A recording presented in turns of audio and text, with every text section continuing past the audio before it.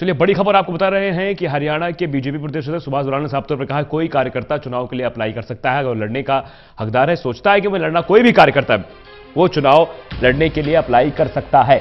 तो बड़ा बयान है, कोई भी नेता कार्यकर्ता चुनाव लड़ने की इच्छा जाहिर कर सकता है और आलाकमान के सामने बात को रख सकता है। बड़े मंत्री नेता पर चुनाव लड़ने की किसी तरह की बंदिश नहीं है। साफ तौर पर सुभाष बराला ने एक पुराने बयान का बचाव करते हुए साफ तौर पर देखे गए हैं सुभाष बराला, क्योंकि उसमें कहा था कि पार्टी चयनित करेगी, आलाकमान चयनित किसको चुनाव लड़ना है किसको नहीं। उस बयान पर प्रतिक्रिया देते हुए सुभाष बराला ने साफ तौर पर कहा है कि कोई भी नेता चुनाव लड़ सकता है और अपने चुनाव लड़ने की इच्छा को भी वो पार्टी आलाकमान के सामने, प्रदेश समिति के सामने और केंद्र समिति के सामने अपने बात रख सकता है कि मैं भी चुनाव लड़ने का इच्छुक हूं।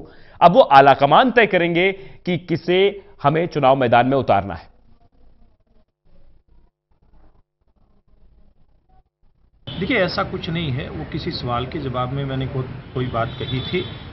पार्टी का कोई भी नेता, कोई भी कार्यकर्ता चुनाव लड़ने की इच्छा जाहिर भी कर सकता है और ये क्योंकि हरियाणा की चुनाव समिति में सारी चर्चाएं हो चुकी थी और उसके बाद हमने सेंट्रल इलेक्शन कमेटी यानी कि केंद्रीय चुनाव समिति के सामने भी सारी बातें रख दी हैं। अब ये कहना कि किसको टिकट मिलेगी किसको नहीं मिलेगी, ये कोई बात ठीक नहीं है। ये कहीं कहीं मेरी स्टेटमेंट को थोड़ा सा इसमें हल्का सा ट्विस्ट किया गया है, लेकिन केंद्रीय नेतृत्व तय करेगा कि इसमें कौन कौन नेता चुनाव लड़ेंगे कौन नहीं लड़ेंगे। इसमें बड़े नेता से लेकर के छोटा नेता किसी को भी केंद्रीय नेतृत्व चुनाव लड़वा सकता है। यानी कोई तो बीजेपी प्रदेश अध्यक्ष सुभाष बराला ने साफ तौर पर कहा है कि कोई भी नेता, कोई भी कार्यकर्ता अपनी बात रख सकता है, इच्छा जाहिर कर सकता है कि मुझे भी चुनाव लड़ना है।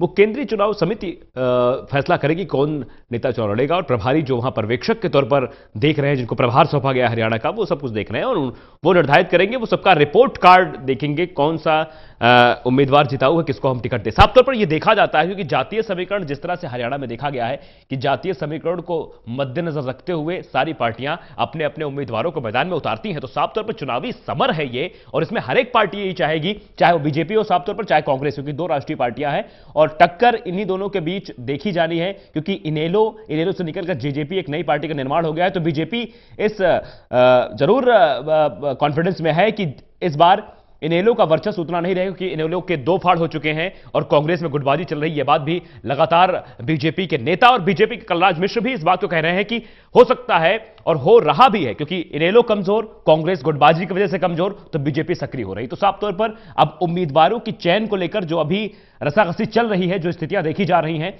वो कहीं ना कहीं कुछ ही दिन में उनका निपटारा हो जाएगा। और साफ तौर पर कहा भी गया है, जो आज बैठक हुई उसमें भी कहा गया कि दीपेंद्र सिंह हुड्डा के खिलाफ कोई अच्छा उम्मीदवार, तगड़ा उम्मीदवार बीजेपी उतार सकती है। तो साफ तौर पर यह सुभाष बराला ने यह साफ कर दिया है, कोई भी उम्मीदवार, कोई भी नेता, कोई मंत्री, कोई कार्यकर्ता अगर चुनाव लड़ना चाहता है तो प्रदेश समिति के सामने, केंद्रीय चुनाव समिति के सामने अपनी बात को रख सकता है, इच्छा जाहिर कर सकता है कि मैं इस लोकसभा सीट से चुनाव लड़ना चाहता हूं।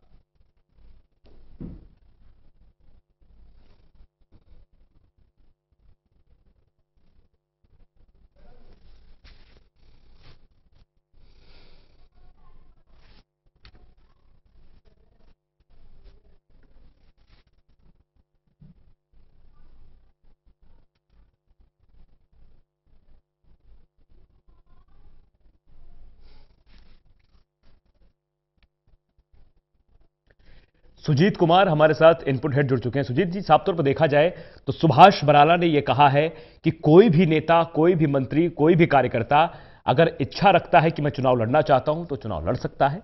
क्या इसे साफ तौर पर देखा जाए, क्या परिवर्तन साफ तौर पर करना चाहती बीजेपी, ये जाहिर करना चाहती है इस बयान के जरिए कि हम सबको मौका दे सकते हैं? सुजीत जी, आवाज मिल रही? बयान आया था सुभाष बराला का, तो उससे साफ ये संकेत गया था कि हरियाणा के जो वरिष्ठ मंत्री हैं, चाहे रामविलास शर्मा हो, कैप्टन अभिमन्यु हो या फिर और भी दूसरे जो वरिष्ठ मंत्री, जिनको ये उम्मीद थी कि उनको इस लोकसभा में टिकट मिल सकता है, और कहीं न कहीं ऐसी भी चर्चाएं थी कि उन्होंने ये भी खुले मन से स्वीकार किया था कि अगर पार्टी उनको चुनाव लड़ाना चाहेगी तो वो पीछे नहीं हटेंगे। तो उन्होंने बयान दिया था कि कोई भी वरिष्ठ मंत्री को टिकट नहीं मिलेगा और कोई जो है चुनाव नहीं लड़ेगा। और उसके बाद ही जो है ये खबरें उसके बाद और उसके पहले भी ये आती रही हैं कि कई और ऐसे मंत्री हैं जिनको चुनाव समिति ने नामों की सिफारिश की है कि उनको टिकट दिया जाए, कुछ मंत्रियों के नाम भी उसमें हैं पैनल में। तो अब उसके बाद जब बयान आया है तो वो कहीं न कहीं अपने बयान पर सफाई देते दिख रहे हैं।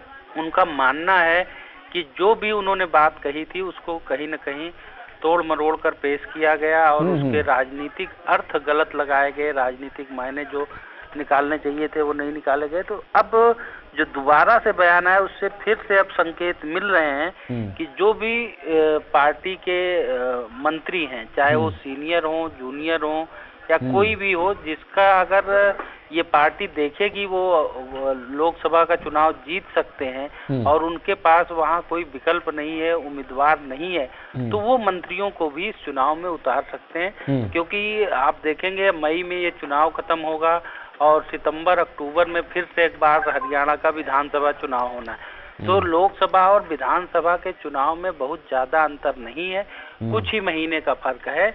इसलिए जो मंत्री हैं या एमएलए भी अगर कह सकते हैं, जब उन्होंने पूरा ऑप्शन खोल दिया है कि अगर विधायक भी सक्षम होगा तो वो भी उम्मीदवार हो सकता है। बिल्कुल। तो इसलिए कोई दिक्कत नहीं होगी कि विधायकों या मंत्रियों को, हरियाणा के मंत्रियों को चुनाव लड़ाने में। तो कहीं न कहीं उन्होंने ऑप्शन बढ़ा दिया है। जी नहीं सुजीत जी, ये फॉर्मूला बीजेपी उत्तर प्रदेश में अपना चुकी है कि जो मंत्री हैं सरकार में, उत्तर प्रदेश सरकार में जो मंत्री हैं उनको भी टिकट दिए गए।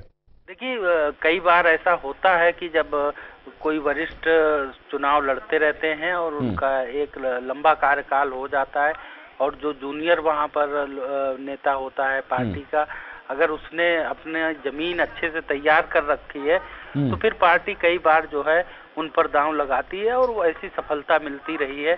और आप देखेंगे कई बार निगम पार्षद को मेयर का टिकट मिलता है, वो मेयर जीत जाता है, और मेयर को सांसद मिलता है तो वो सांसद जीत जाता है, या एमएलए का टिकट मिलता है, एमएलए जीत। तो ऐसा होता रहा है। और अगर ये दांव बीजेपी हरियाणा में आजमाती है तो कोई अचरज नहीं होगा कि वो जो है सही नहीं बैठेगा, वो सटीक भी बैठ सकता है, क्योंकि बीजेपी को कई ऐसी सीटें हैं जिन पर जो है उम्मीदवारों की तलाश है। अब कुछ दूसरी पार्टियों के भी विधायकों ने ज्वाइन किया है बीजेपी को, सिर्फ इसी उम्मीद में कि उनको भी वहां से टिकट मिल सकती है। तो देखना होगा कि बीजेपी अपने नेताओं पे दांव लगाती है या दूसरे दलों से आए हुए नेताओं पर दांव लगाती है। चलिए, तमाम जानकारी के लिए बहुत बहुत शुक्रिया सुजीत जी आपका। हमारे साथ विनोद लांबा जुड़े हुए हैं। विनोद, साफ तौर पर देखा जाए तो अपने बयान का बचाव करते नजर आ रहे हैं प्रदेश अध्यक्ष। विनोद, आवाज मिल पा रही है आपको?